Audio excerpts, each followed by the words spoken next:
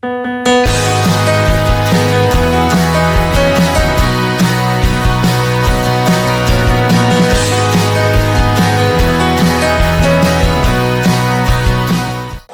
Jesus é bom.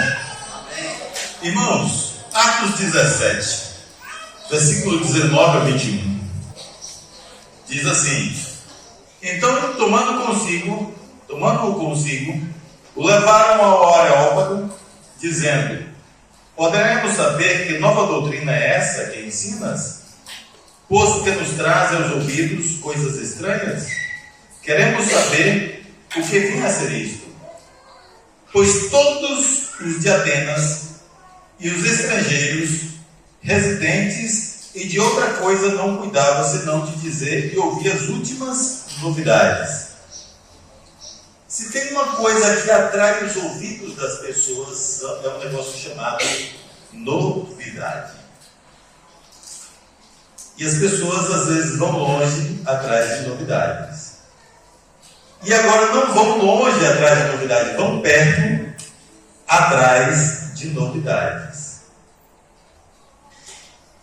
E as novidades, se a gente observar, as crianças gostam de novidade. Elas estão ali com os brinquedos, chega um brinquedo novo, abandona todos aqueles e vai para um novo brinquedo. É novidade. E se chegar um amiguinho para brincar com o brinquedo dela, ela toma porque é uma novidade aquilo ali, não quer partir, né? Então, assim, a novidade é boa, porque devemos nós andar em novidade de vida. Contudo, é importante observarmos o que diz as Escrituras. No afã da novidade, vem junto a curiosidade. As pessoas são curiosas. E aí, nessa curiosidade, às vezes as pessoas pagam micos e passam vergonhas, né? Teve um episódio numa rua e tinha um monte de gente observando a cena e comentando sobre um acidente que havia ocorrido. E havia um homem muito miudinho que não conseguia ver o que tinha acontecido. Ele tentava de todos os meios, não conseguia. E então, ele, no afã de saber o que todos comentavam, botou a mão no ombro de um e outro e disse: sai da frente que eu sou parente da vítima. E quando chega, tinha um jegue morto no local. Então, no afã da curiosidade, nós passamos um vexame, uma vergonha, nos envolvemos com cada coisa para querer saber das coisas que não cabem a nós. Tem uma palavra lá em Deuteronômio 29. Quem achar, por favor, coisas encobertas pertencem ao Senhor, nosso Deus. Porém, as reveladas nos pertencem a nós e a nossos filhos para sempre, para que cumpramos todas as palavras da lei. As coisas que Deus nos revelou não é para sabermos elas, mas para aplicarmos elas. E as coisas que são ocultas pertencem ao Senhor, nosso Deus. O que as pessoas fazem? Não tem revelação daquilo que precisam e especulam as coisas ocultas que pertencem ao Senhor, que para eles não lhes acrescentará nada. E o desejo de saber muitas coisas e de se aprender muitas coisas, há uma sinalização que Paulo ele faz em uma das cartas, ele diz assim: sempre aprendendo, mas nunca podendo chegar ao pleno conhecimento da verdade. Por que isso? As pessoas aprendem e não aplica. Isso não transforma as vidas. Só nos transformamos à medida que nós praticamos. Com o advento da internet, tudo ficou muito prático. Ninguém vai mais a uma biblioteca. Quando logo eu cheguei entre os irmãos, nós sempre estimulávamos e orientávamos, e ainda fazemos, que os irmãos peçam conselhos e orientações. Antes, para pesquisarmos uma coisa, nós tínhamos a biblioteca na Avenida Rio Branco, aquela pequena ali que hoje é a companhia da polícia, né? era ali. Então, ia ver se o livro estava disponível para tentar pegar o livro daquele, para poder pesquisar, para achar que página estava. Ou então, íamos aos mais velhos e sentávamos com eles e os ouvia a respeito daquele assunto para aprendermos se devíamos fazer assim ou não. Veio um processo, o Deus Google, aí você aperta, como é que faz? O irmão, a irmã, o conselho, a orientação se torna obsoleto, porque aquele Deus Google ali responde.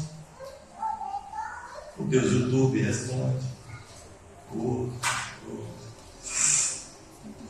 E perdemos. E deixamos de desfrutar da experiência e da comunhão e de aprendizado com os irmãos quando nós fazemos só isso e não buscamos do corpo de Cristo a graça de Deus que Ele foi derramado. E quantas vezes eu estava com os irmãos buscando conselho de Deus e conselhos para a vida, as coisas que deveriam ser feitas, e quanto eu fui abençoado e enriquecido nesses conselhos, irmãos. Quanta proteção, quantos erros de desvios, quantos erros de tropeços, de quedas me foram alertados e eu aprendi. Passei muitos perrengues também, mas foi muito bom. E lá em 1 João 2,7, amados, não vos escrevo mandamento novo, senão mandamento antigo, o qual é desde o princípio tivesse. E esse mandamento antigo é a palavra que ouvistes. O desejo de ouvir coisas novas, a coceira que passa nos ouvidos de saber coisas novas, muitas vezes é grande. E muitas pessoas caem em armadilha nessa questão. A palavra de Deus, ela por si só se renova. Todas as vezes que nós lemos, nos encantamos. Hoje eu estava lendo Filipenses e eu achei algo interessante. Algo que alimenta algo. Ele diz assim, Paulo escrevendo, ele diz: não alimenteis o sentimento. Um sentimento pode ser alimentado e suprido com pensamentos. Você pode alimentá-lo e ele se desenvolver. E pode fazer um jejum nele e ele se enfraquecer. E eu nunca tinha visto isso. Já li tantas vezes aquele versículo e não tinha me chamado a atenção ainda. Então, esse mandamento antigo, essa palavra antiga e essa palavra repetida é uma palavra para ser vivida, não é uma palavra para se saber ela, é para aplicar ela. Jesus repetiu durante 3 anos as mesmas coisas. Uma pergunta, irmãos: por que ele repetiu 3 anos as mesmas coisas? É porque ele não tinha outra coisa para falar? Porque ele mesmo diz: se eu vos falar, se eu estou falando das coisas terrestres, vocês não entendem, imagine se eu vos falar das espirituais. O que vai acontecer? Se as daqui vocês não conseguem compreender. Ele tinha coisas mais a falar, mas ele falou o que era necessário para alimentar o seu povo e o seu rebanho. E era aquilo que supria aquele mandamento, aquela palavra. E ele repetiu, de tal modo que os apóstolos, nos evangelhos, a gente vai vendo as escritas, aqueles homens ouviram tanto que as cartas são, se a gente pegar, há uma repetição de muitos temas, e se a gente compilar, fica um livretinho miudinho de assuntos que foram repetidos. E esse esses assuntos repetidos que Jesus fez, e os apóstolos também, produziram isso. Todas as vidas que aqui chegaram é por causa dessa repetição de Jesus. Produziu vida. Não precisamos das novidades de lá. Não precisamos dos banquetes dos reis. Mas o nosso rei tem um alimento cotidiano para nós. Aleluia.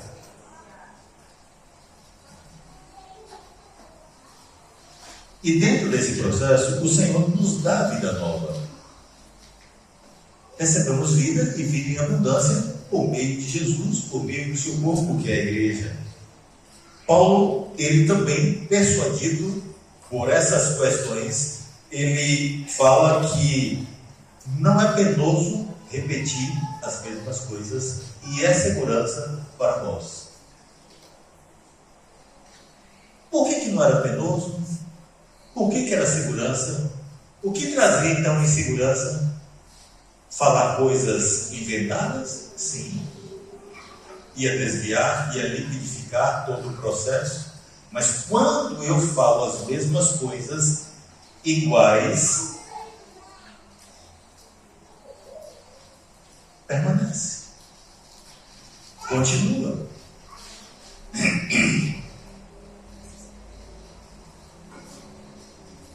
O bichinho do Nanã está me pegando, cara. Estou aqui me esforçando.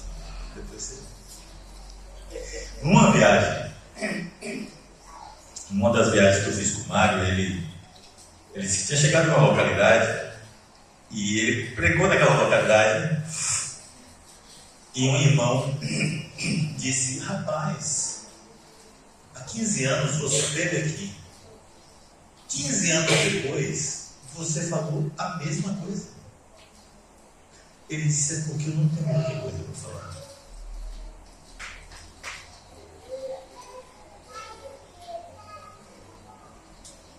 Vai passar o céu, a terra,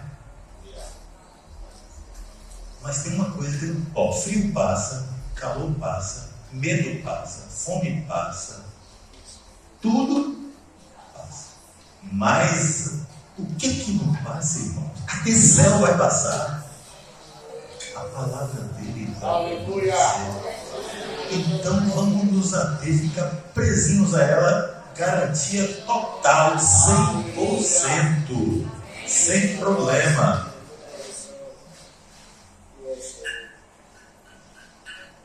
O que às vezes pode ocorrer?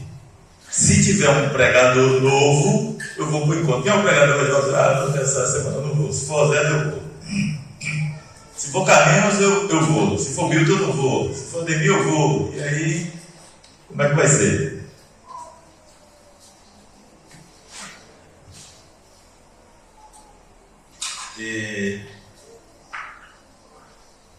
O que eu ouço do pregador novo, o que eu ouço daquele que eu gosto de ouvir,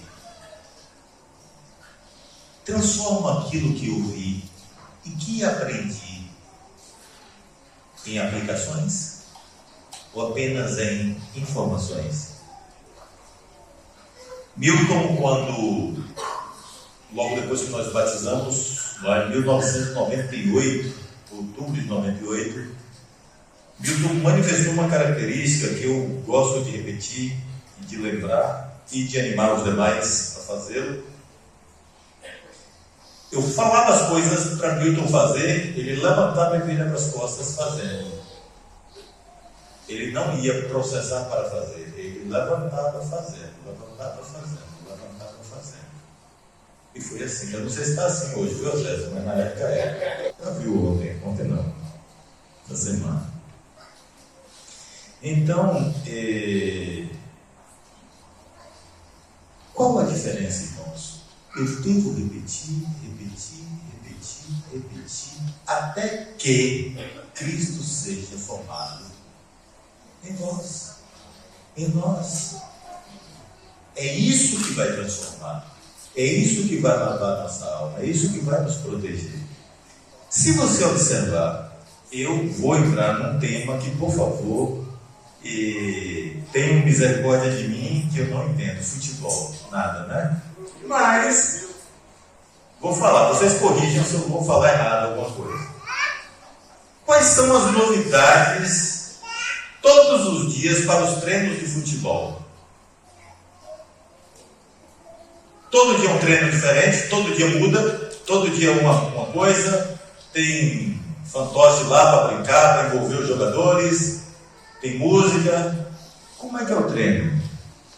Escanteio, treino de pênalti, treino de cabecear, lateral, drible, defesa, marcação, goleiro lá. É mais ou menos isso? Não sei se está mais ou menos por aí. Eles vão, treinam. A pergunta é, eles não sabem jogar futebol? E por que treinam? Treinam as mesmas coisas. Passa 1 ano, 2 anos, 4 anos para fazer um gol na Copa do Mundo.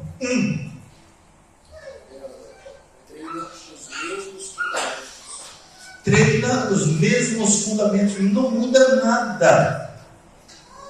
Chuta lá 100 vezes o escanteio para cobrar corretamente. Ele já sabe cobrar, já fez não sei quantos gols. É suficiente? Tem que repetir. Repetir. O que queremos, irmãos? Que a palavra do Senhor seja repetida de tal modo em nosso coração que ela se torne vida. A palavra de Deus não é para a gente saber ela, é para a gente viver ela. Quando você vive, transforma. Quando você vive, não só você muda, mas aqueles que relacionam com você também mudam. São alcançados, são iluminados, são salgados. Eu queria deixar essa mensagem, na realidade eu não queria falar de novidade, o que eu queria falar era de uma novidade que nós não gostamos de ouvir, que é repetir as coisas que já foi falado. O tema hoje é o que eu falei no encontro passado, de juntas e ligamentos, de discipulado, de companheirismo. Esse foi o tema que eu falei no encontro passado.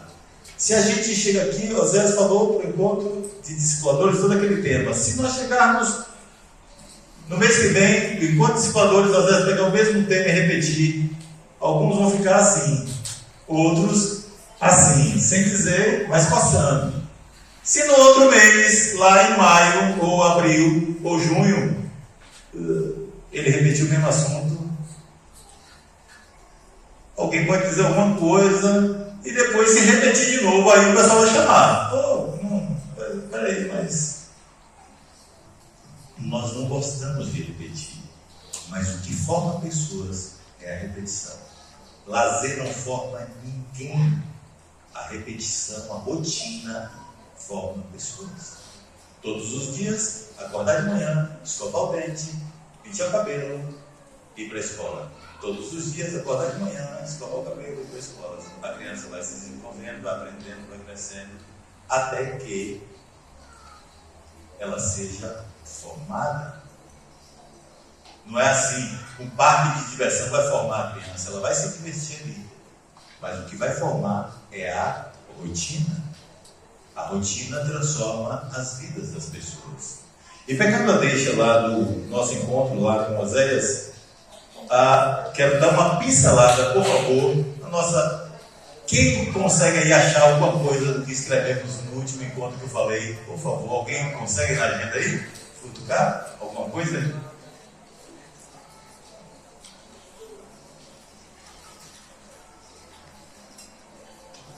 Se acharem, por favor, levante o braço. Eu quero que vocês citem as frasezinhas que foram ditas, mas eu, enquanto vocês estão achando aí, eu vou repetir aquilo que eu falei e está dentro do assunto que o José tratou com os discipuladores durante a semana, orientando.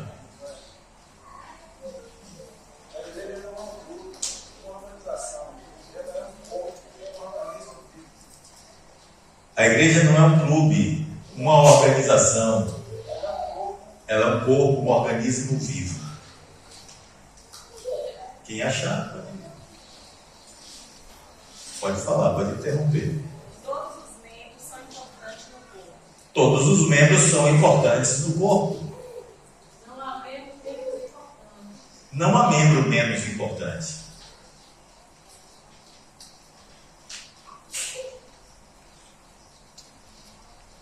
Quando vocês forem achando, vocês vão falando, eu vou falando aqui, tá? Ilusões do companheirismo. As idealizações, os sonhos. Companheirismo ideal, existe aí milhões maravilhosos para fazer a obra de Deus. Mas o real é pegar jegue, é arrumar ceia, é resolver situação, é ir comprar comida, coisas práticas, coisas rotineiras do dia a dia. E juntamente, nesse andar junto, nesse fazer coisas juntos, Deus vai fazer muita coisa em nossa vida. Se acharam, pode me interromper.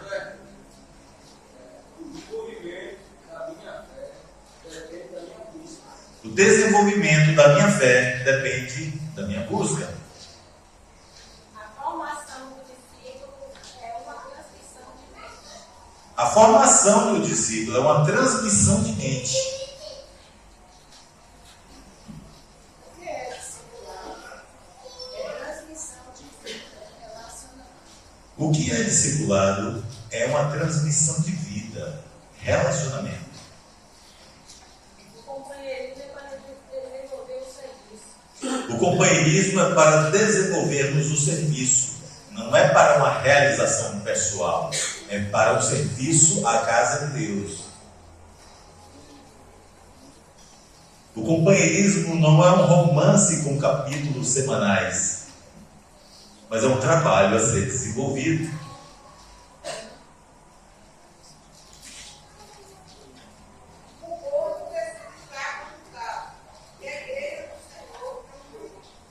O corpo precisa estar conjuntado, e a igreja do Senhor é um corpo. A igreja do Senhor não é instituição, é um organismo vivo. A igreja do Senhor não é uma instituição, é um organismo vivo. O companheirismo não é para mim agradar e nem para o meu conforto, e sim para desenvolver o serviço.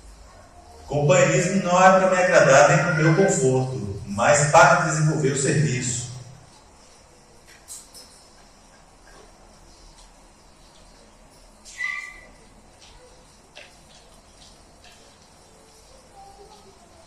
Discipulado não é um dia marcado que eu vou àquela reunião. O que é discipulado? O que é discipulado?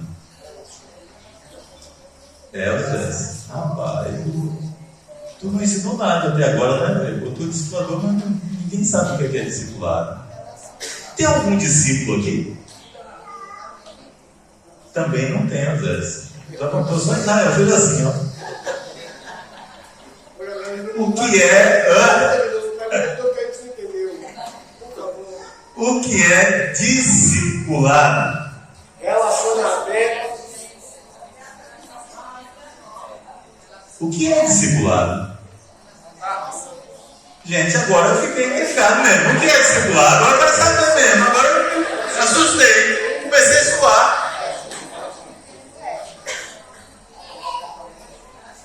O que é discipulado?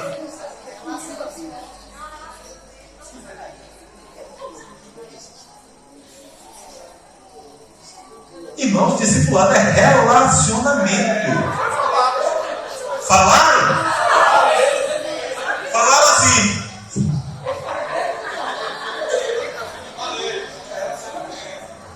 Aquele que é o vídeo todo. Pega de novo, relacionamento. O que é discipulado, irmãos?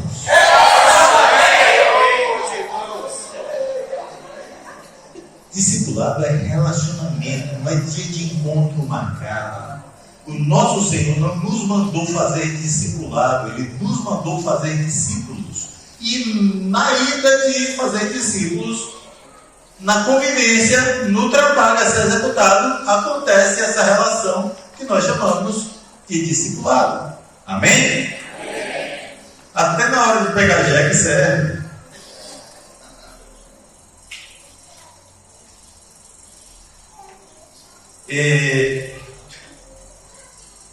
Muitas vezes achamos que para fazer a obra de Deus nós temos que ser amigo daquele irmão ou amiga daquela irmã. Muitas vezes essa amizade, ao invés de ajudar, ela atrapalha e dificulta. E muito. Jesus não pegou amigos para andarem juntos. Ele pegou homens que estavam lá pescando e começou a andar junto e mandou fazer a obra junto. Até hoje, empresas não pegam amigos para trabalharem. Faz lá o concurso, as pessoas passam e vai aquele tanto de gente, de um estado, outro de outra cidade, chega tudo naquele lugar e vai trabalhar. E ali, pelo trabalho desenvolvido, desenvolvem relacionamentos e amizade. E na casa de Deus também é assim. Nós deixamos a fazer obra e Deus vai fazendo o processo de lapidação na vida dos discípulos.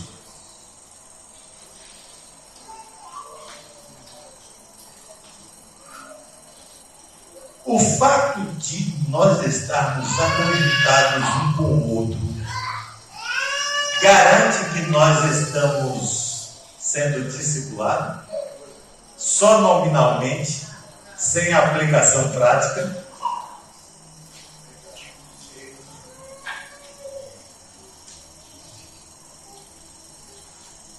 As ilusões que nós colocamos às vezes dentro do processo do companheirismo, os sonhos, a idealização,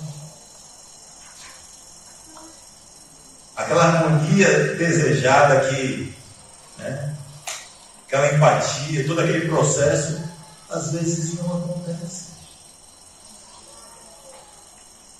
Deus não nos colocou para desfrutarmos disso, mas o que Ele espera de nós é o fruto,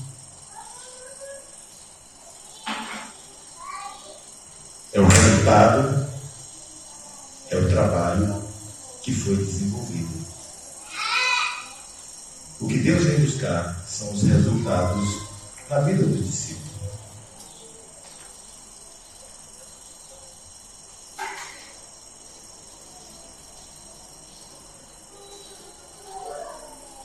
Tem uma história que eu contei no dia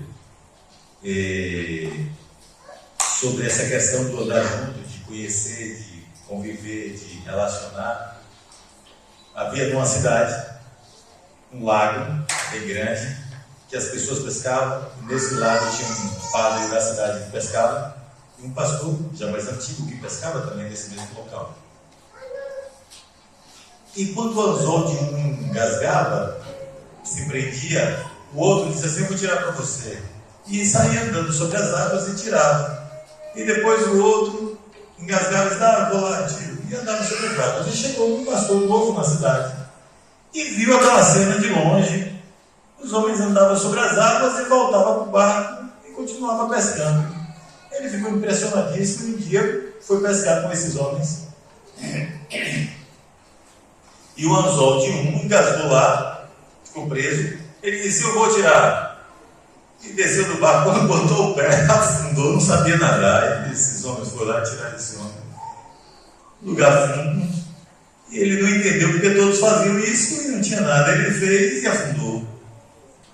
E os homens passaram a ensiná-lo, dizendo: olha, aqui dentro desse lago existem pedras. Essa água é escura, mas tem pedras. E a gente sabe os pontos aí. A gente vai pisando nas pedras até chegar no local. E depois voltamos pelas mesmas pedras.